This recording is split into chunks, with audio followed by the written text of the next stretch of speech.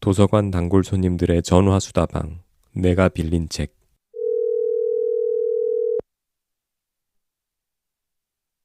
안녕하십니까. 도곡정보문화도서관 단골손님 김민식입니다. 안녕하셨습니까. 성북 길빛도서관 단골 손님 박동훈입니다. 컨디션은 좀 어떠십니까? 목소리에서 느껴지지 않으십니까? 안 느껴집니다. 아, 건강해 보이는데, 왜? 제가 음. 지금 인후염이 좀 급성 부비동염으로 번진 것 같습니다. 그래서 아, 사실 미안합니다. 목소리 아프다는 얘기를 듣고 이렇게 웃으면 안 되는데. 목소리가 음. 좀 이상하지 않나요? 아니, 나는 잘 아, 모르겠는데. 그래요. 음. 예. 계속 코에 이 고름이 차서 잠을 잘 못 자고 그렇군요. 일찍 깼습니다. 그렇군요. 제가 네. 얘기했잖아요. 이게 그 직립보행이 가져온 슬픔이라고. 왜죠? 나 이 얘기 안 했구나. 저기 뭐야. 제가 그게 있어요. 제가 아, 뭐가 있냐면 알레르기성 비염이 있어서 예, 문제는 뭐냐면 그러다 보니까 제가 그 강의할 때 왜 비염이 있으면 코가 이렇게 목으로 넘어가잖아요. 그래서 후비루. 강의하다가 예, 자꾸 이렇게 어, 이 가래가 끼거나 그래서 이제 막 이렇게 목이 이제 막히고 막 기침하고 장기침하고 막 그러거든요. 네네. 난 이게 되게, 아이씨, 왜 나는 알레르기성 비염이 있어서 이렇게 환절기만 되면은 힘든 걸까라고 했는데 얼마 전에 책을 읽다가 네. 이유를 깨달은 거죠. 어, 뭐냐면, 어, 별의 계승자라고 하는 이제 SF 소설이 있어요. 되게 그냥 SF 소설 읽다가 되게 뜬금없이 내가 이걸 알게 됐는데, 그 음, SF 소설에서 진화의 과정에 대해서 얘기를 하면서, 네. 사람이 네 발로 이렇게 가다가 직립보행, 두 발로 서고 난 다음에 우리에게 찾아온 부작용이 네. 이 비염이에요. 왜냐하면 우리가 어, 네 발일 때는 생각해봐요. 콧구멍이 땅으로 향하잖아요. 네. 그렇기 때문에 원래는 이 콧구멍의 그 역할이 어떻게 되냐면은 우리가 호흡을 할 때 공기를 이렇게 들이마실 때 이물질이 들어오면은 코 네. 속에 걸린다는 거죠. 그래서 걸려 있던 것이 다시 이렇게 콧물과 함께 바깥으로 배출되는 구조인데 네. 이게 고개를 딱 서면서 머리가 하늘을 향하게 되면서 네. 뒤로 넘어가게 된 거예요. 그래요? 그래가지고 그 어, 다음서부터는 이게 후두부에 걸려 있던 그 콧물이 생각해봐. 우리가 네발 동물이야. 내가 지금 소나, 양이야. 그러면 얘가 고개를 숙이고 있으니까 무조건 바깥으로 이렇게 체외로 배출이 되어야 되는데, 네. 이게 갑자기 이렇게 직립보행을 하게 되면서 서면서 체내로 이렇게 넘어가게 된 거예요. 어, 그래서 이것 때문에 우리가 왜 결국 사실 노인들의 가장 큰 사망 원인 중 하나가 폐렴이잖아요. 네. 폐렴이라든지 이런 게 다 이런 어떤 그 염증 물질이 이 안으로 체내로 넘어오는 것 때문에 사실은 생긴다라고 얘기를 해요. 아, 그러면 이건 어떻게 보면 우리가 왜 진화 과정에서 되게 불편해진 거잖아. 네. 자, 근데 진화는 뭐냐면 완벽한 100점을 추구하는 과정이 아니라는 거예요. 음, 그러니까 음, 장점과 단점이 있으면 그 단점을 불식시킬 정도로 큰 장점이 있으면 그 장점을 선택하는 방향으로 나아가는 게 진화라는 거예요. 네. 자, 그러면, 자, 여기서 중요한 건 그거예요. 그러면 이 직립보행이 이렇게 불편한데, 그리고 생각해봐. 처음에 네 발로 걸을 때가 훨씬 더 안정적이었을 텐데, 왜 우리가 두 발로, 걷게 됐을까요? 왜 서게 됐을까? 이 질문이 중요해. 왜 그랬을까? 글쎄요. 뇌가 커져서 그런가요? 아니, 아니에요. 모르겠네. 사람들이 이거에 대해서 어, 어. 잘못 그걸 하면 뭐냐면, 그래야 손을 쓸 수 있으니까요. 라고 생각을 해요. 네네. 근데 사실은 손을 쓴 거는 직립보행하고 난 다음 한참 후의 일이야. 왜냐하면 내가 보기에 분명히 직립보행하고 난 다음에도 우리 손은 처음에는 앞발과 같았을 거야. 어, 그러다가 어. 이게 손을 쓰기 시작하면서 점점점 이제 왜 엄지가 이제 이쪽으로 발달하고 손가락이 길어지고 하면서 그랬고 맨 처음에 내가 보기에 직립보행을 한 이유는 딱 하나야. 서게 된 이유는 딱 하나야. 멀리 보기 위해서.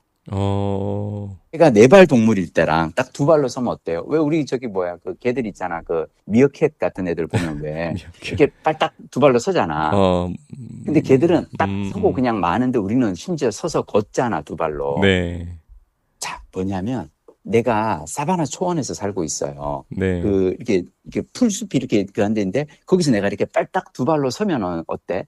일단 사냥하기가 쉬워지겠지. 먹잇감이 어디 음. 있는지 내가 멀리 볼 수 있고, 그리고 네. 저 풀숲에 숨어서 이렇게 나에게 다가오는 포식자를 내가 먼저 발견할 수도 있을 거야. 네. 이게 멀리 보는 게 나에게 엄청나게 유리했기 때문이에요. 음. 그래서 우리는 모든 동물들이 우리 말고 사실은 대부분의 포유류는 다 네 발로 걷잖아. 근데 네. 우리만 직립보행을 선택을 한 거야.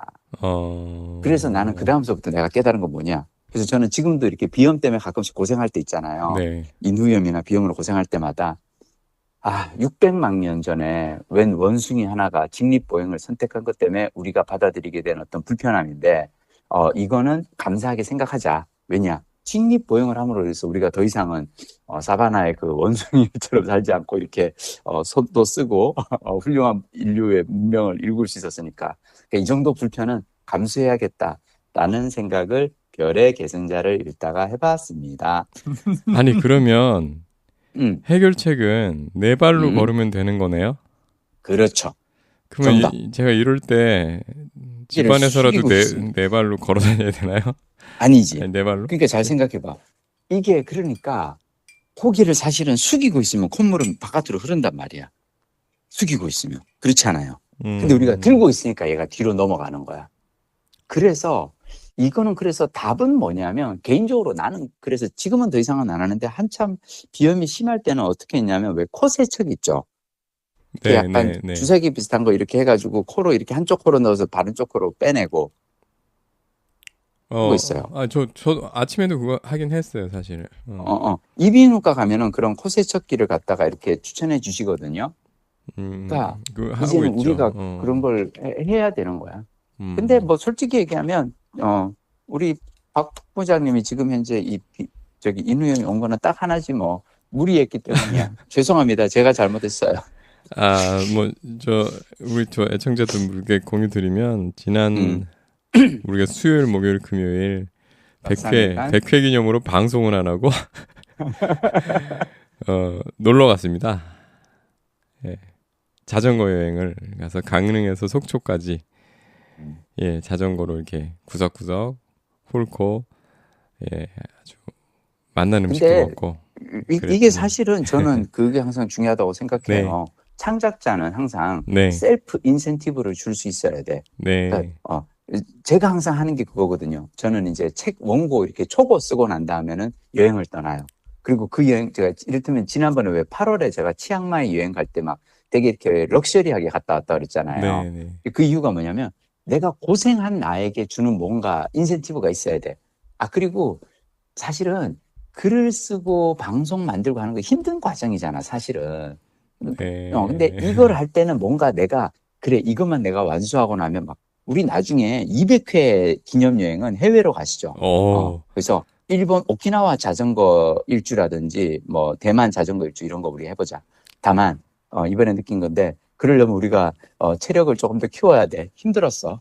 힘들었어요. 아니, 우리 김 작가님은 저보다 이제 이 바퀴가 작은 자전거를 타시고도 언덕길을 그냥 거침없이, 야, 이 체계적인 체력 관리의 중요성을 다시 한번 깨달았습니다. 그리고 이 자리를 제가, 빌어, 네, 음, 말씀해 주십시오. 예.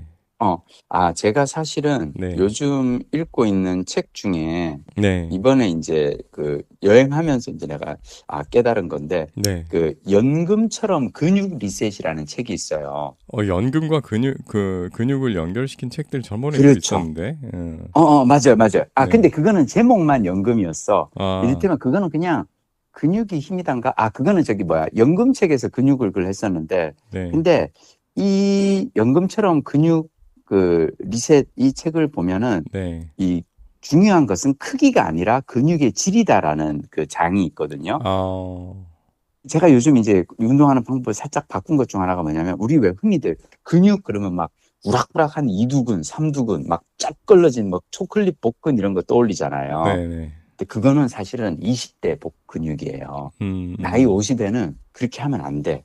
우리는 이제는 나이 50에는 근육을 키우려고 할 게 아니라 네, 질 좋은 근육을 만들어야 되는데 네, 네. 이분이 그 책에서 얘기하는 게 뭐냐면 신축성이 좋아야 되고 어, 협업력이 좋아야 하고 민첩해야 한다고 얘기를 해요. 어, 나는 사실 이번에 여행하면서 내가 깨달은 게 뭐냐면 아, 내가 근력 운동을 한 덕분에 이게 되는구나라는 걸 느꼈던 게 뭐냐면, 그러니까 이게 이 언덕길이 나오면은 타타타타 하는데 근육이 별로 힘이 안 들어. 솔직히 얘기하면 나는 작년, 재작년에도 동해안 자전거 길 갔단 말이에요. 네, 그때 내가 똑같은 그 언덕길에서는 되게 힘들게 갔던 것 같은데 네, 올해는 좀 더 수월하게 가졌어.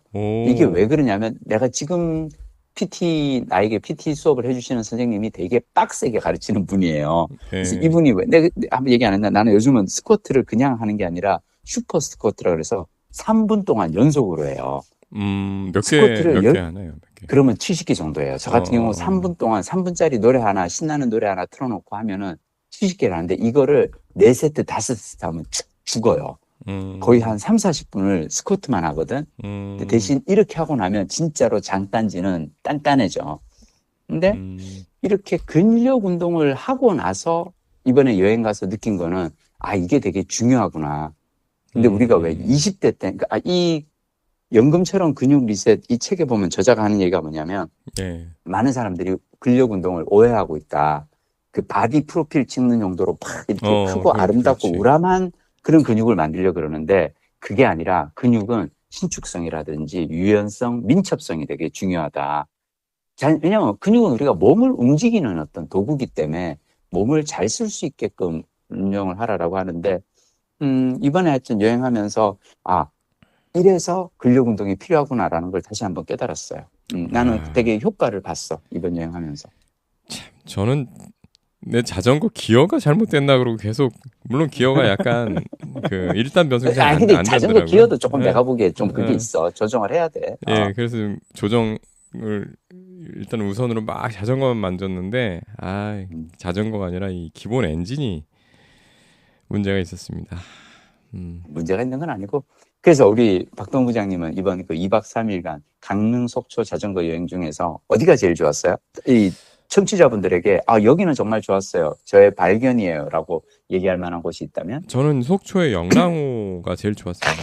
속초, 그치? 예, 음, 영랑호 주변 길이 음, 제일 좋았고요. 음, 사실 속초를 횟수로 가본 횟수로는 거의 한 7, 8번은 갔을 거예요, 평생. 그게? 예, 근데 생각해 보면 음, 설악산을 가거나 바다를 간 그쵸. 거지 그렇죠. 속초시를 그렇게 여기저기 가본 건 처음이었던 것 같아요. 속초 음? 시내는 만석 닭강정 먹으러 중앙시장 간 거밖에 없었구나 내가. 아, 그리고 내가 속초를 갔다 왔다고 생각을 했구나.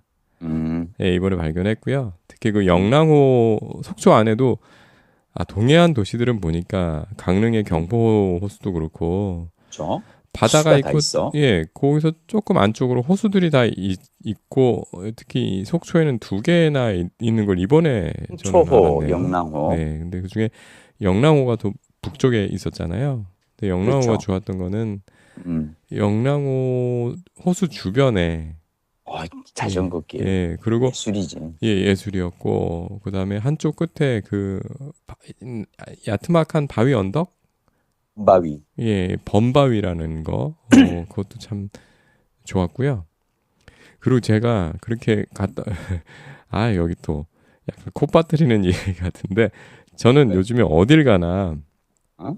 임장하는 기분으로 좀 갑니다.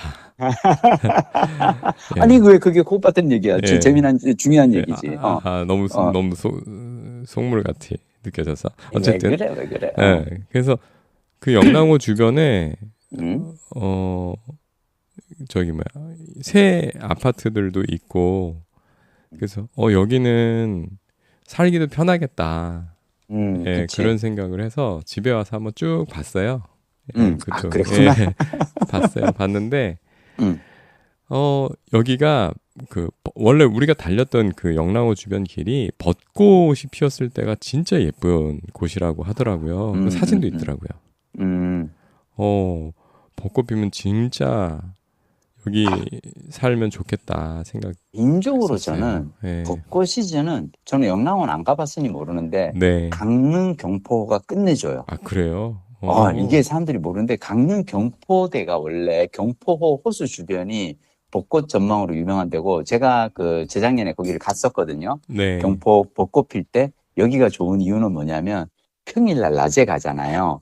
어, 진짜 사람이 아무도 없어요. 그러니까 그냥 그림은 여의도 벚꽃길하고 똑같아요. 저는 여의도를 워낙 좋아하니까. 그림은 여의도 벚꽃길하고 똑같은데 여의도 벚꽃길은 어때요? 가보면 막 셀카를 못 찍잖아. 내 뒤에 사람들이 다 있어서. 근데 경포호는요. 아무도 없어요. 왜냐하면 경포호는 언제가 붐비냐면 주말이 붐비지. 서울에서 그 내려온 사람들이 벚꽃 시즌에 이제 막 경포 벚꽃 보러 온 사람들이. 근데 평일에는 사람들이 없어서 그래서 저는 은퇴하고 나서 사실 여러분들이 즐겼으면 하는 여행 중 하나는 뭐냐면 벚꽃 시즌에 네. 저 밑에서부터 진해 군항제부터 해가지고 평일날 쭉 하나하나 하면서 이렇게 올라오는 거지. 하동이라든지 벚꽃 유명한 명소들이 있거든. 그것만 봐도 정말 그 1년에 아주 그냥 중요한 행사가 아닐까 생각합니다. 벚꽃 라이딩. 벚꽃 라이딩 좋다. 평일. 야, 진짜 은퇴의 로망이네요. 좋아. 저희 하여튼 이 자리를 빌어서 또 저희가 그동안 후원해주신 그 자금이 좀 쌓여서 이번 여행에 큰 도움이 됐습니다. 감사드립니다. 민식 사랑 알라뷰 님께서 저기 팟빵을 통해서 계속 이렇게 해주신 그거 가지고 저희가 이번에 맛있는 것도 좀 먹고 그랬어요. 이 자리를 빌어서 다시 한번 감사드립니다. 예. 참, 제가 아까 그 주변에 보면서, 속초. 그게 역시 부동산 시세는 어떻게 돼? 좀 알려줘봐. 궁금한데? 궁금하세요? 제가 이번에 그래서. 궁금하면 500원이야? 예, 속초 부동산 시장이, 대충 이렇구나. 아파트 시장이 이렇게 봤는데. 어떻게 됐는데? 속초에 기존에 이렇게 지방도시 가시면 굉장히 오래된 5층짜리 아파트들 한 2동, 3동 있는 그런 것들 많이 있잖아요. 그렇지. 그러니까 그런 아파트들이 주류였고 거기에 한 99년 말쯤 그래서 99년 말에서 2000년대 초반에 조금 대단지 오래된 아파트를 근데 단지가 좀 사이즈 커진 것들이 있고 그 다음에 마지막 그룹이 최근에 1군 아파트들이 착공을 해서 최근 한 2, 3년 동안 뭐 자이 뭐 그런 데 있잖아요. 이 편한 세상 그런 데들이 이제 몇 군데 힐스테이트 짓고 있고 분양 사무소 막 하고 돌리고 있고 그지. 뭐 지어졌고 그리고 지금 그 힐스테이트 그 영랑호 주변에 힐스테이트 근데 최근에 2개는 지금 짓고 있고 분양하고 이런데 2군데는 다 영랑호 주변이더라고요. 그러니까 바다 쪽에 처음에 조망 멋지게 나오는 데가 주목을 받았던 것 같고 얼마 전에 그래가지고 지금은 그렇게 영랑호나 영랑호 옆에 영랑 CC라고 그 골프장도 있더라고요. 그래서 그 공원 뷰, 호수 뷰 이거로 약간 사람들이 관심이 이동을 한 것 같아요. 그래서 포스코에서 짓는 거 하나하고 힐스테이트에서 짓는 거 하나가 이제 2개가 양쪽에 지어지고 있었는데 근데 여기 미분양이 많이 났나 봐요. 그래요? 네. 그러니까 뭐 그게 뭐 처음에 분양가 정하고 이랬을 때는 기대가 좀 있었나 보죠. 그래서 고분양이 그러니까 분양가 자체가 좀 기존 거보다 많이 높았던 것 같고 그래서 미분양이 나서 사방에 그 지금 보니까 그 플래카드 거쳐 있고 뭐 500만 원만 내면 뭐 끝까지 무이자 대출 뭐 입주시까지 뭐 500만 원만 내면 된다 뭐. 근데 참 이거 판단이 어려운 게 거기 살면 좋을 것 같긴 한데 계속 살아도 좋을까? 그리고 이렇게 큰 돈을 보통 지금 5억대 후반에 분양을 했나 보더라고요. 그러니까 거기 32평이 34평 보통 34평 국민평이 5억. 예, 5억대 후반. 5억대 후반. 근데 기존 그 단지들하고는 격차가 굉장히 큰 가격이에요. 그게 기존에 있는 근데 새 아파트들이고 하니까. 그렇죠. 새 아파트라는 장점을 두고 보면 그 2배 정도 되는 가격이거든요. 기존의 아파트 2배 정도 된다. 예, 기존의 아파트는 그러면 뭐 구축 아파트 20년, 30년 2억에서 된 아파트 3억 사이고. 그리고 가장 최근에 지어진 근접한 아파트들하고 봐도 한 1, 2억 정도 높아요. 한 30% 높은 거예요. 그러니까 그렇구나. 이거를 설명하기가 지금 또 지방 부동산이 안 좋잖아요. 모두가 서울로 몰리고 그러다 보니까 이 소위 마이너스 P라고 하죠. 분양가보다 아래로. 예. 그리고 그렇게 플랜카드가 많이 붙고 판촉 활동을 하는 거 보면 이 채우는데 어려움이 있는 상황으로 보이고 그래서 이 돈이 큰 돈이잖아요, 사실. 그렇죠. 물론 마지막에 입주 때까지는 안 내지만 그래도 그 큰 돈을 지방에 깔고 있는 거에 대해서 사람들이 확신을 못 갖는 것 같고 그렇죠. 맞아요. 그래서 저도 솔깃했으나 내가 속초에 생활 기반이 있어서 생활할 사람이면 사겠다. 그치. 예, 맞아. 예, 근데 뭐 세컨하우스니 뭐 가끔 가는데 또는 이거 이렇게 갖고 있으면서 임대 줘서 이런 거는 아니겠다. 그런 맞아요. 생각이 좀 들었습니다.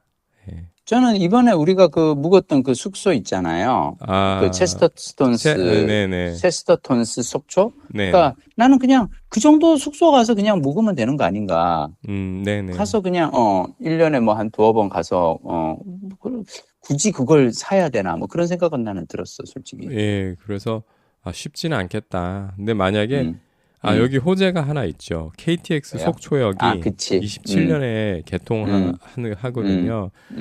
그래서 그 위치를 보니까 척산 온천 아시죠? 예, 설악산에서 그 속초 쪽으로 내려와서 그쪽이구나. 척산 온천이 있고 온천에서 이제 속초 쪽으로 쭉 들어오잖아요. 예. 온천에서 좀 가까운 쪽으로 KTX가 들어오고 그 주변에 지금 보면 거의 논밭인데 농지인데 그게 이제 큰 역사로 개발이 되더라고요. 그쪽에도 또 아파트가 지어지겠네요. 예, 역사가 들어서고 나면. 역사 들어서는데 이 속초 시내가 그렇게 크지 않아서 그 역사에서부터 그런 영랑호 있는 데까지 직선 거리로 한 3.5km, 3km 정도. 예, 그 차 타도 한 10분이면 가는 거리예요. 그래서 역사가 생기면 좋겠구나 하지만 또 반대로 생각해 보면 역사가 생겼을 때 뭐 사람들이 왔다 갔다 편해지니까 오히려 더 거기 머무르지 않고 오히려 서울에서 용산역이 더 잘 되겠다. 그럴 수도 있겠다. 우리 이래저래. 박동훈 부장님은 진짜 성실해. 그 와중에 또 어떻게 잠깐 2박 3일 가서 이렇게 자전거 여행하고 돌아와서 이렇게 성실하게 또 부동산 저거까지 시세 파악까지 다 하고 저거까지 다 연구까지 하셨네. 요즘에 관심이 좀 쏠려 있어서 그런데 어쨌든 속초역 생기면 우리 같이 속초 같은데 자주 가보고 싶은 사람들한테는 좋을 것 같습니다. 그렇죠? 개인적으로 저는 속초는 정말 좋은 도시라고 생각해요. 여행하기에 너무 좋은 도시고 나는 이번에 이제 박동훈 부장님 모시고 여행 다니면서 좋았던 건 뭐냐면 나는 그전에는 우리 박동훈 부장님 속초 그럼 다들 설악산과 동해 바다를 생각하는데 여기에 호수도 있다. 영랑호, 청초호 이런 호수도 있다를 내가 이렇게 소개해드린 것 같아서 너무 좋았고 늘 저는 이제 혼자 여행 다니다가 이번에 우리 박동훈 부장님하고 다니면서 또 재밌었어. 그리고 맛있는 것도 많이 먹을 수 있었고 항상 혼자 식당 가기에 조금 이렇게 민망한 그런 맛집을 둘이니까 갈 수 있어서 좋았던 곳들도 있었고 2인 정식들 먹고 하여튼 100회 기념 여행 즐거웠어요. 고맙습니다. 책 얘기 하셔야죠. 책 얘기. 저는 이번에 제가 여러분들께 소개하고 싶은 책은 국가는 왜 실패하는가라는 책이거든요. 그거 여기저기서 요즘 많이 들리네요. 이거요. 대박이에요. 진짜로. 왜냐하면 저는 제가 독서광이자 영화광에 그리고 제가 여행광 이 세 가지 광이잖아요. 네. 제가 독서광이자 여행광으로 살면서 저에겐 루틴이 있어요. 뭐냐면 아카데미 시상식 즈음에는 그 작품상 후보로 거론된 영화를 꼭 봅니다. 그게 왜냐하면 우리 시대 최고의 걸작들이잖아. 아카데미 시상식 작품상 후보들은. 네네. 그래서 나는 영화공으로서 그런 작품을 놓칠 수가 없어. 그리고 노벨문학상 발표되면 또 수상작가 작품을 찾아봐요. 네. 역시나 문학이 이루어낸 우리 시대 최고의 성과를 읽어야 되니까. 근데 올해 노벨 경제학상을 수상한 분들이 아제모울루라는 MIT 교수와 이제 사이먼 존슨 그리고 제임스 로빈슨 이런 분들인데 이 경제학자들이 해낸 게 뭐냐면 그 국가 간 소득 격차를 어떻게 줄일 것인가. 지금 현재 전 세계로 보면 왜 가난한 나라와 부자 간의 이 격차가 너무 크잖아요. 네. 그리고 사실은 이게 지금 점점 더 벌어지고 있잖아. 왜? 네. 우리가 항상 국가 내 빈부 격차가 벌어지고 있다만 생각하고 있지. 실은 국가 간의 격차도 벌어지고 있거든. 네. 미국 같은 경우 지금 일극화 최고의 지금 경제 강국으로 점점 더 올해 같은 경우 미국 주식시장은 막 폭등하고 있잖아, 심지어. 네. 다른 데는 다 이제 죽쓰고 있는데. 그래서 이분들이 쓴 책이 있어요. 그게 이제 국가는 왜 실패하는가고, 그러니까 국가는 왜 실패하는가는 쉽게 얘기하면은, 그러니까 국가가 경제적으로 가난한 나라들이 왜 가난한지 이런 걸 이제 알려주는 거거든요. 근데 그냥 되게 심플해요. 가난한 나라 왜 가난한 줄 알아요? 글쎄요. 일부 엘리트 아, 층의 배를 이주? 채우고, 아니구나. 응? 아니에요. 엘리트층이 이동해서? 일부 엘리트층들이 아, 자신의 권력을 유지하기 위해서 네. 사회의 나머지 대다수를 희생시켜가는 그런 착취적 제도가 있기 때문에 가능한 거예요. 근데 이게 왜 그러냐면, 이게 저는 사실 이 책을 읽으면서, 저는 이 책을 정말 재밌게 읽었거든요. 아, 왜 그래요? 그러냐면 제가 지난 몇 년 동안 여행을 다니면서 쿠바에 내가 아바나를 갔잖아요. 아, 네. 하바나에 가보면요. 와, 100년 전에 정말 이런 건물을 지었어? 어마어마하게 잘 살던 곳이었거든. 그리고 스페인 마드리드 갔었잖아요. 네네. 와, 여기는 옛날에 이랬어? 그리고 제가 그리스 가잖아요. 와, 2000년 전에 이렇게 화려한 문화유산을 가졌던 곳이야? 근데 이런 나라들이 지금은 다 너무 가난하잖아요. 불과 100년 전만 해도 이렇게 잘 살던 나라들이 왜 이렇게 가난해졌을까를 해보면은 이 책에서 딱 정확하게 얘기를 해주고, 제가 실은 되게 부끄러운 고백인데, 네. 2016년도인가 아르헨티나 여행하고 와서 제가 어떤 글을 한 편 올렸다가 아르헨티나 교민들에게 오, 욕을 엄청나게 먹은 적이 있어. 왜냐하면 저는 그때 아르헨티나 여행 갔다 와서 제가 뉴스타파, 그때는 뉴스타파가 칼럼을 이제 연재하던 시절이어서 네. 뉴스타파에 기고하는 칼럼에서 제목이 이거야. 뭐 이런 나라가 다 있어야. 그래서 한 달간 아르헨티나 여행을 하고 나서 그 나라가 얼마나 이상한지에 대해서 막 제가 이제 사실은 정말 막 비분간개해가지고 그 글을 써내려간 거예요. 네. 근데 내가 지금 생각하면 사실 좀 내가 부끄러워. 잘못했어. 내가 그때 왜 그 글을 썼는 줄 알아요? 제가 왜요? 2016년도에 네. 회사에서 너무 힘들었고, 회사에서 내가 저기 송출실로 쫓겨난 거야. 네. 그리고 막 나라에서는, 그때는 참 지금 생각하면 진짜 서러운 게, 검찰이 나한테 징역 2년형을 구형하는 바람에, 아직까지 이제 그때 1심, 2심 대법원 판결을 기다리고 있는 중이어서 여권이 안 나왔어요. 여권이 네, 없었어요. 네. 그래서 그때는 여권을 제가 아르헨티나 여행을 가려면 어떻게 해야 되냐면, 1회 단수 여권을 하는 거예요. 네. 그리고 대법원에다가 민원을 넣어야 돼요. 나 이러이러한 일이 있어서 해외 출장을 간다. 아니면 해외 무슨 그게 있어서 간다. 근데 나는 그때는 이제 내가 아르헨티나에다가는 내가 이 남미 드라마 산업, 한국 드라마의 남미 시장 개척 가능성에 대해서 조사하러 간다라는 말도 안 되는 이유를 대고 대법원에서 이제 하여튼 그렇게 내가 나라와 회사로부터 핍박받던 시절이었어.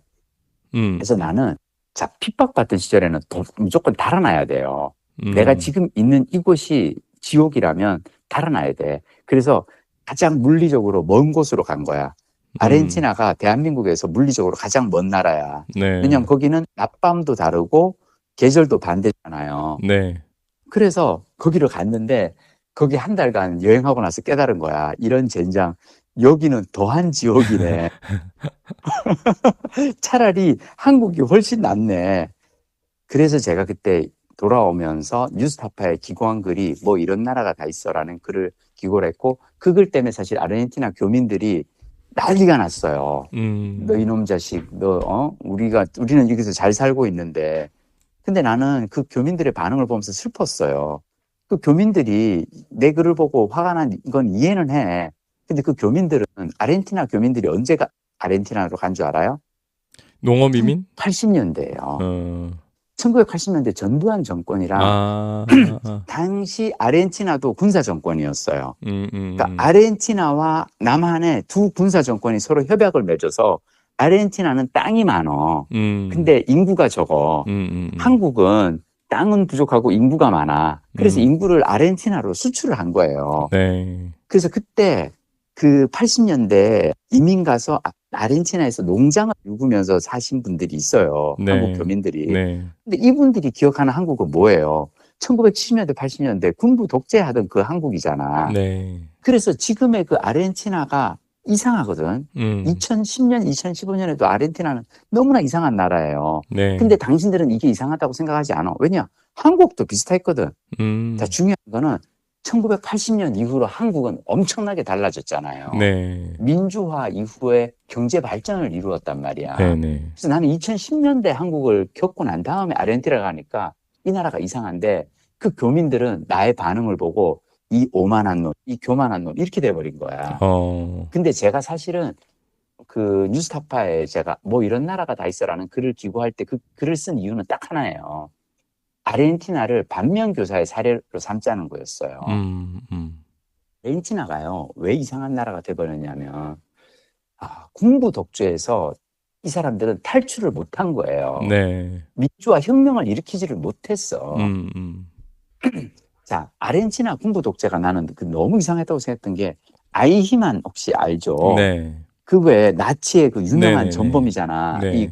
이 수용소, 유대인 수용소를 하면서 아우슈비츠에서 유대인들을 학살한 주범이잖아요. 네. 100만 명을 학살한 주범이 네. 어디로 도망갔냐면 아르헨티나로 도망갔어요. 오. 그래서 부에노스아이레스에서 왜 그 이스라엘의 정보기관인 모사드 요원들에게 잡혀가지고 다시 끌려갔단 말이야. 그게 뭐냐면 2차 대전 끝나고 아르헨티나의 그 부패한 페론 정권이 네. 자, 이 나치 전범들은 돈은 있거든. 그때 왜 유대인들한테 왜 얘들 막 그 유대인 수용소에서 그 왜 금리 같은 거 뽑고 막 그랬잖아요. 그리고 그들이 가지고 있던 보석류 같은 거 다 이제 막 저거 했었잖아. 네. 그러니까 돈을 가진 얘들의 그 돈을 받고 나치 전범들을 숨겨준 나라가 아르헨티나야. 내가 얘기하는 건 뭐냐면 이 나라는 부끄러움을 몰라요. 그럼 나는 이건 되게 중요하다고 생각해요. 부끄러움을 아느냐 모르느냐가 난 되게 중요하다고 생각하거든. 근데 이 아르헨티나가 얼마나 부끄러움을 모르냐면 근데 이게 어떤 식으로 이제 여행자인 나에게는 이게 왜 이 나라가 이상하다고 느꼈냐면 제가 갈 때 2016년 여행할 때 2012년판 그 론리 플래닛 이제 그때는 이제 영문판 하여튼 론리 플래닛을 내가 이제 들고 갔어. 그러면 가이드북에 왜 표시가 돼 있잖아요. 입장료. 그러니까 이구아수 폭포 국립공원 입장료 얼마. 뭐 몇 페소 뭐 이렇게 돼 있잖아요. 네. 이를테면 이구아수 폭포 국립공원 입장료가 책에는 100페소라고 돼 있어. 가보면은 200페소야. 뭐냐면 5년 사이에 물가가 배로 뛴 거예요. 그것도 적게 뛴 거 아니야, 아르헨티나로서는? 맞아요. 야, 역시 아시는구나. 아르헨티나는 왜 이 하이퍼 인플레이션이 있었고, 그래가지고, 근데 아르헨티나가 심지어 정부에서 뭘 했냐면은, 왜 중간에 그 페소하고 이렇게 달러 간 환율 적용하면서, 원래는 1페소 1달러였거든? 근데 이거를 1페소, 그러니까 1달러 4페소로 바꿔버려요. 어느 날 갑자기. 쉽게 얘기하면은 그 전만 하더라도 1년 전만 하더라도 내가 아르헨티나 은행에 국민으로서 1,000달러를 넣어놨는데 그 1,000달러가 갑자기 250달러가 됐다는 거지. 그러니까 정부가 국민의 저축을 75%를 몰수해 버린 거예요. 말이 안 되는 거잖아, 그지? 근데 이런 이상한 나라라니까. 근데 이 국가는 왜 실패하는가라는 이 책에서 딱 얘기하는 게 그거예요. 부패한 엘리트층이 네. 이렇게 민중을 착취해서 하는 그 제도 하에서는 국가는 가난해질 수밖에 없다. 근데 이 책에서 가장 많이 나오는 사례가 한국과 북한이에요. 아, 그래요?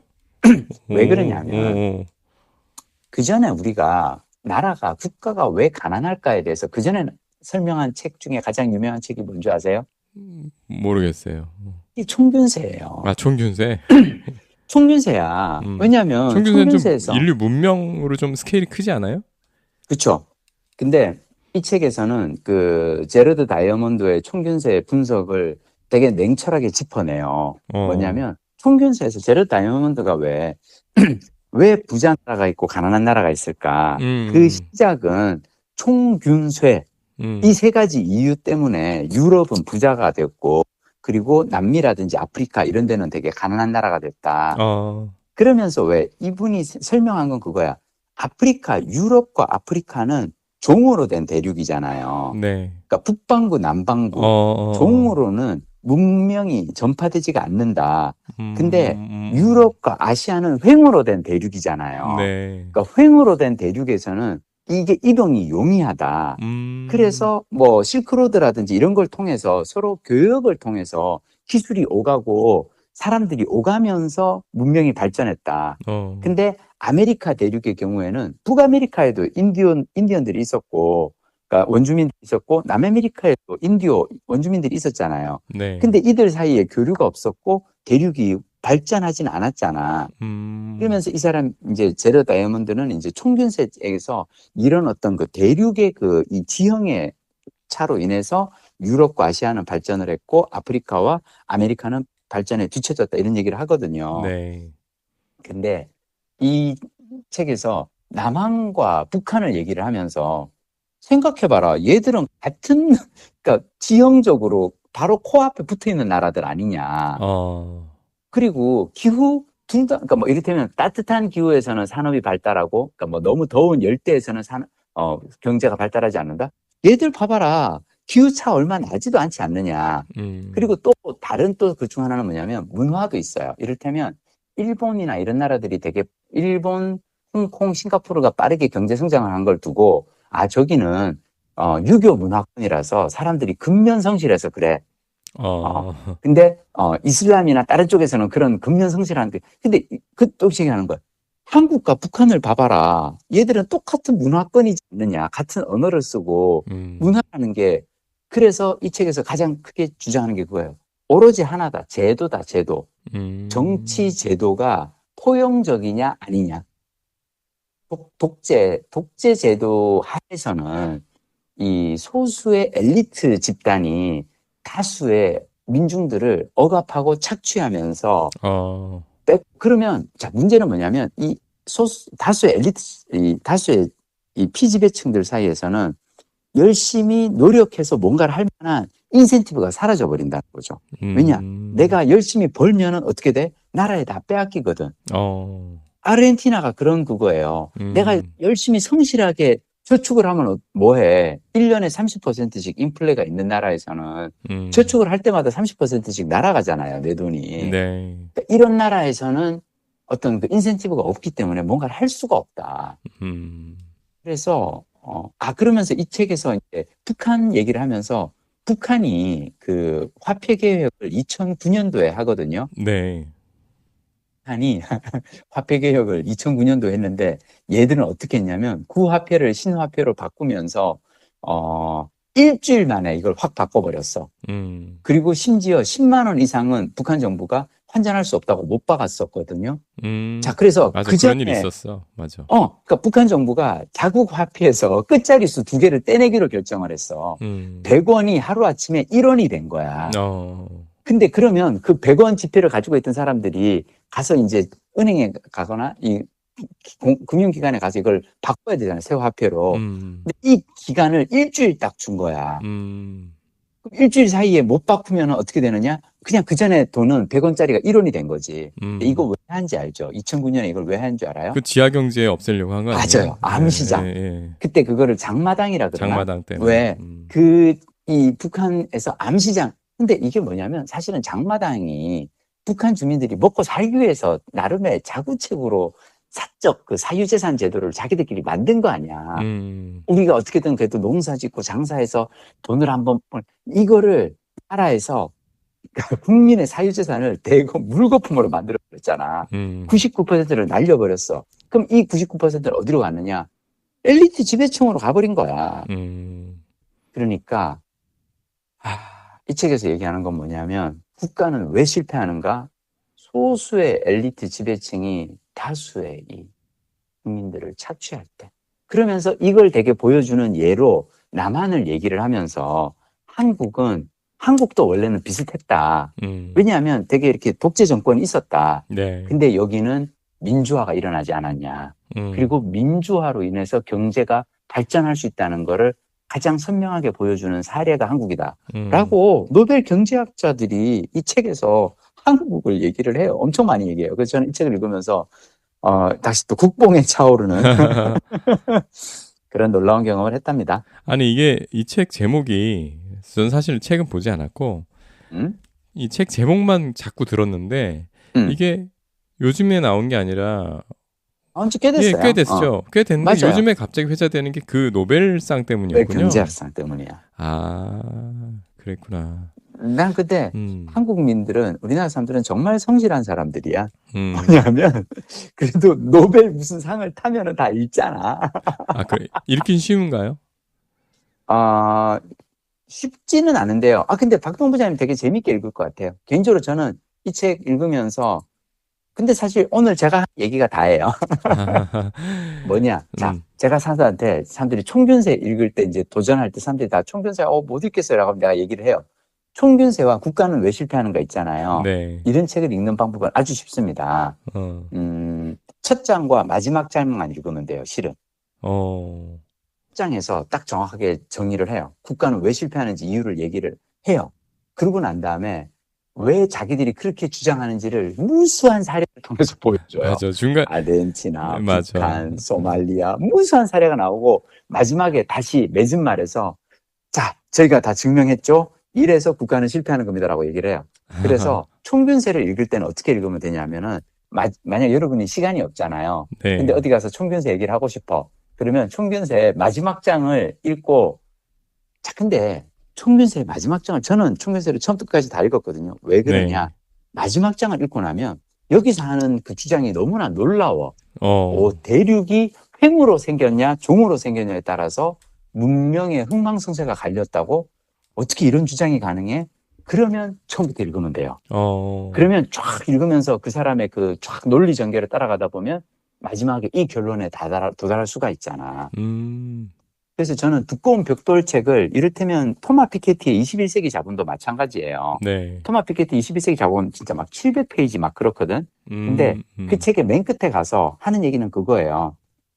21세기에는 자본소득이 노동소득이 증가하는 속도를 추월한다.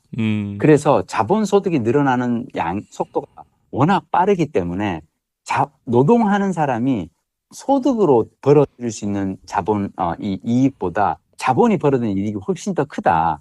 그래서 이것을 국가가 개입을 해서 조정을 해야 된다. 저는 요즘 한국을 이렇게 보면 안타까운 게 이걸 아니야 거기까지는 가지 말자. 아니 그거 너무나 지금 선명한 현실이 됐고. 그러니까 진짜로 네. 뭐냐면 나는 왜 부자 감세를 하냐고, 왜 법인세를 줄이냐고. 지금 제일 돈을 많이 버는 사람들한테서 어떻게든 그 사람들한테 세금을 걷어서, 왜냐하면 일을 해서 버는 걸로는 한계가 있거든. 일을 해서 버는 것보다는 자본이 벌어들이는 소득이 훨씬 더 크단 말이에요. 그게 토마 피케티가 21세기 자본에서 증명한 거예요. 근데 그거를 마지막을 딱 보면 알 수 있는데, 다만 이 사람이 이거를 증명하기 위해서 얼마나 성실하게 진짜 2000년간의 그 자료를 다 찾았어, 이 사람은. 2000년 동안 이 세계 경제가 어떻게 발전해갖고 그 과정에서 빈부격차가 벌어지는 기제가 무엇인지를 증명해내거든요. 벽돌책을 읽는 방법은 그거라고 저는 생각해요. 근데 그 법인세 문제도 결국은 이제 국가 간에 이 기업들 이동하는 문제 때문에 예, 그런 그치. 문제가 걸리니까 맞아요. 예, 이걸 참 하기 어려운 부분이 아마 있을 거고, 그리고 안타까운 게 지난 2000년 동안에도 그런 일이 있었지만, 그러니까 그런 방향으로 왔지만 결국 지금 마지막에 인간의 근육뿐 아니라 머리까지 대체해버리는 기술이 이제 현실화되면서 맞아요. 이제 사람의 노동 소득이 자본 소득을 이기는 거는 어렵고, 이겨야 한다는 거 명제 자체를 뒤집어서 생각해야 될 상황이 왔어요. 예, 그래서 특히 이제 노후가 은퇴 이후에는 노동의 이 양 자체가 줄 수밖에 없잖아요. 그러면 은퇴 후에도 어느 정도 평안한 삶을 살려면 어떻게든 자본을 소유해야 되는 상황이죠. 저는 네, 우리가 네, 지난 2박 3일간 여행하면서 되게 재밌었던 게 우리 네, 박동원 부장님의 이제 일상을 내가 옆에서 봤잖아요. 네, 우리 왜 이렇게 자전거 타고 가다가 갑자기 박동원 부장님이 어, 이 스마트폰 보고 저 이제 한 20분 내로 이제 카페 하나 잡아가지고 어, 거기서 일해야 됩니다. 그럼 바로 이제 오케이 바닷가 전망 좋은 카페 하나 찾읍시다. 그럼 우리 가가지고 거기 앉아가지고 왜 박동원 부장님은 이제 1시간 동안 열심히 일을 하시잖아. 노트북 네, 펼쳐놓고 네, 그 저기 뭐야 줌 회의도 하고 막 네, 나는 딱 봤더니 야 여기는 최고의 사무실이구나. 그렇잖아. 네, 앞에는 동해바다가 펼쳐져 있는데 네, 혼자 앉아가지고 카페에서 네. 그래서 나는 앞으로 우리는 그렇게 살아야 될 것 같다는 생각은 해요. 그럴 수밖에 그러니까 없습니다. 9 to 6는 더 이상 안 되고 음, 왜냐하면 AI로 인해서 사람들의 인간의 노동 생산성이 확장이 되는데 음, 똑같은 시간을 일한다는 건 말이 안 되거든. 음, 생산성이 늘었으면 일하는 시간을 줄여야 돼요. 그렇죠. 그런 시간 일하면서 우리 오래오래 근데 그러려면 우리가 운동을 해야 돼. 그렇죠. 이게 그 그러니까 노동이 굉장히 그러니까 독보적인 노동이면 노동소득만으로도 어느 정도 되거든요. 그렇죠. 근데 우리처럼 일반적인 노동이면 음, 노동으로 내가 벌어들일 목표치 자체 낮추고 음, 어떻게든 자본을 일정 수준 확보를 해서 음. 밑에 기본을 깔아놔야 그렇죠. 될 것 같고 그다음에 뭐 일하는 스타일도 아까 말씀해 주셨고 근데 어젠가 그젠가 제가 본 뉴스 중에 그런 것도 그래요. 있더라고요. 음, 올해가 음. 작년인가가 역대 선진국으로의 이민이 가장 많았던 해랍니다. 아, 660만 명 전 어, 세계적으로 어, 선진국으로의 이민이 최고치에 이르렀고 그 결국 음. 국가는 왜 실패하는가의 내용과도 맞아요. 예 맞아요. 맞네요. 그러니까 맞아요. 그러니까 착취하는 엘리트가 되지 못하는 근데 지금보다 나아져야겠다고 생각하는 그런 사람들은 결국 선진국으로 어떻게든 가잖아요. 근데 내가 생각하기에 네, 그 이민자들 중에서는 네, 착취하는 엘리트층의 2세들도 많을 거예요. 그러겠지. 뭐냐면 얘들이 생각해봐요. 내가 착취하는 엘리트층이잖아요. 네, 내가 예전에 저기 뭐야 이 여행 다니면서 느낀 것 중 하나야. 네, 싱가포르에 이런 얘기하면 좀 위험할 수 있는데 그냥 솔직하게 얘기할게요. 네, 싱가포르에 중국 그 부자들 2세들이 엄청나게 많이 살거든요. 네, 네. 근데 보면은 생각해봐. 내가 지금 중국에서 내가 돈을 벌어. 음, 엄청난 돈을 버는데 중국이란 나라는 내가 불안하잖아요. 네, 혹시라도 중국 공산당이 밑보이면 나는 잡혀갈 수 있잖아. 어, 그러면 내 재산을 싱가포르에다가 이전을 해 놓는 거야. 네, 그러니까 선진국에다가 미국이 됐건 이런 데다가 사놓고 거기 재산을 이전해 놓고 음, 거기로 이제 2세들은 보내는 거지. 음, 옛날에 우리나라도 똑같아 했어요. 옛날에 군부 독재가 하던 그 사람들 그 2세들 다 왜 해외에 저기 뭐야 이민 보내고 유학 보내고 그러면서 하여튼 뭐 거기까지 가지는 맙시다. 근데 싱가포르이 요즘 우리나라에서도 그렇게 많이 음, 부자들이 음, 사실은 거점을 옮긴다고 하잖아요. 음. 이게 부를 이제 세습해야 하는 되는 거지. 시즌이 그렇지. 오니까 맞아, 어, 맞아. 이게 한국이 자본시장도 지금 제도가 좀 음, 아쉬운 점이 있어서 맞아요. 예, 옮기는 부분도 있고 그다음에 표면 상속세율이 또 높잖아요. 그렇죠. 예, 그거를 갖다가 근데 뭐 진짜 부자들은 뭐 굉장히 프로페셔널한 수완 좋은 이제 세무사나 이런 사람들 전문가들 고용해가지고 어떻게든 실효 상속세율은 낮추지만 음, 그런 거 저런 거 신경 쓰기 싫은 사람들은 에이 그냥 싱가포르 가 이런 사람들도 지금 많이 생기고 있고 네. 음 제가요, 전 정말 많이 다니잖아요. 네네 얼마 전에도 누가 묻더라고요. 그래서 여행 그렇게 많이 다니시면 그 중에 어디가 제일 좋으냐고. 네. 난 그래요. 한국이 제일 좋다고. 그렇긴 해. 한국이 제일 좋아요. 음식이 여기가 딱 맞아요, 우리 입에는. 그리고 교통이며 모든 제도가 한국이 최고예요. 나는 여기서 살아야 한다고 생각해요. 그래서 내가 그때 왜 이런 나라가 다 있어라는 글을 쓴 이유는 딱 하나예요. 우리는 다른 나라로 갈 생각을 하지 말고 지금 살고 있는 이 나라를 어떻게 하면 더 좋은 나라로 만들 수 있을까? 우리가 항상 그 고민을 하고 살자고요. 그렇지. 좋은 말씀입니다. 대한민국 사랑합니다. 아니 오늘 또 거대 담론을 다룬 책을 소개해 주셔서 제가 지금 제 앞에 앉아 계신 어떤 분이 내가 대한민국 사람이다 그래서 막 웃는다. 참고로 저희 이 방송의 열혈 애청자 중 한 분이신 하늘은혜님이 저희 집에 지금 저랑 지금 같이 지내고 있거든요. 그래가지고 내가 야 어떡하냐 아침에 너 혹시라도 나 6시부터 전화 통화해야 되는데 좀 방해될 수 있어 그랬더니 생방송을 듣는 거야? 좋겠네. 그래 내가 아니 내 쪽 얘기만 듣고 박동훈 부장 목소리는 안 들리기 때문에 답답할 수는 있는데 그랬는데 내가 이제 동생도 여행을 많이 다니고 동생은 실제로 캐나다 이민 가서 캐나다 사람이니까 근데 동생도 내가 지금 그 얘기를 하니까 계속 맞다고 한국이 최고라고. 제가 한 두 주 전쯤에 저희 성북 길빛도서관의 신간 코너에서 집어온 저자 이름을 보고 그냥 집어온 그리고 좀 읽다가 이거 어려워 그리고 좀 덮어둔 책이 있는데 뭐야? 국가는 왜 실패하는가를 말씀하셔서 플래닛 아쿠아. 응? 플래닛 아쿠아. 제목이 플래닛 아쿠아. 네. 제러미 리프킨. 오, 네. 노동의 종말을 쓰신 그분께서 종말 시리즈 쓰신 제4차 산업혁명 쓰신 뭐 소유의 종말, 노동의 종말, 또 구루시잖아요. 이분이 책을 내셨는데 요즘 꽂혀 있는 게 물입니다. 물.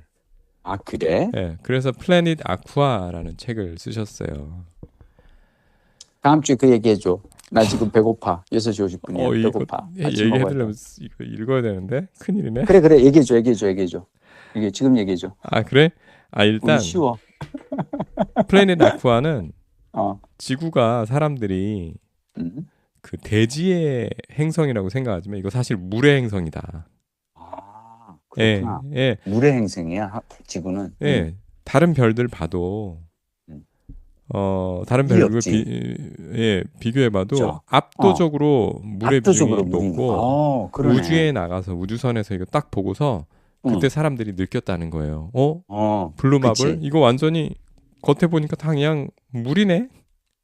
그때 느꼈고 물이 많은 것을 결정했고 그리고 지금 이 인간의 활동에 의해서 물의 온도가 올라가는지 하는 문제에 의해서 지금 많은 문제들이 실제로 발생을 한다. 그래서 물을 중심에 두고 앞으로 지구를 바라봐야 많은 문제들의 원인을 파악할 수 있고 해결책을 찾을 수 있다라는 그런 또 인사이트를 그 말이 정리하신 맞는 것 게 같습니다. 사실은 기후 위기라는 게 결국은 얼음 상태에 있는 물이 녹는 게 그게 기후 위기잖아요. 네. 가장 큰 문제는 그지? 네. 읽겠습니다. 플래닛 아쿠아. 번역이 좀 다음 어렵게 돼 주에 있어. 제대로 본편은 오늘은 간단한 예고편을 해줬고 다음 편에는 플래닛 아쿠아 본격적인 이야기를 부탁드립니다. 기대하겠습니다. 아침 오늘 더 따뜻하게 드십시오. 알겠습니다. 그래 그러면 우리는 다음 주에 만나요. 다음 주에 뵙겠습니다. 안녕.